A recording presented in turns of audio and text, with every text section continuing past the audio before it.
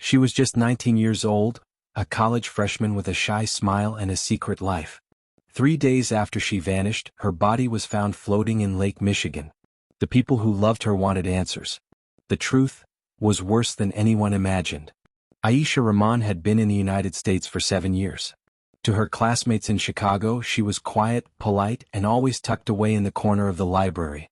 But Aisha had a side no one in her family knew about, a side that could cost her everything. She was in love. His name was Michael. He was kind, funny, and completely unacceptable to her parents, American-born, not Muslim, and a direct threat to her family's honor. They met in secret. Coffee shops, stolen glances in lecture halls, long walks by the lake. Innocent to most people, but in her father's eyes, unforgivable. On a rainy Thursday night, Aisha didn't come home. Her roommate thought she was with Michael. Michael thought she was with her roommate. By morning, her parents had filed a missing persons report. Detective Laura Perez took the case.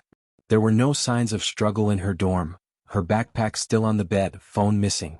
Surveillance footage showed Aisha leaving the library at 6:47 p.m., glancing over her shoulder. And then, nothing. Her phone went silent. Her bank account untouched. When detectives checked her private Instagram messages, they found one to Michael just 2 days before she vanished. They're starting to suspect. If they find out about you, it'll be bad. Really bad. 3 days later, a fisherman spotted something in Lake Michigan. It was Aisha. Her hoodie was still on, her arms bruised, her phone missing. The autopsy confirmed she'd been strangled, the bruises on her arms matching the grip of a man's hand. Michael was the first suspect. He swore he loved her, that he had nothing to do with it. He told detectives. She said her father thought I was ruining her, that she was shaming the family. She said if they knew about us, they'd make her disappear.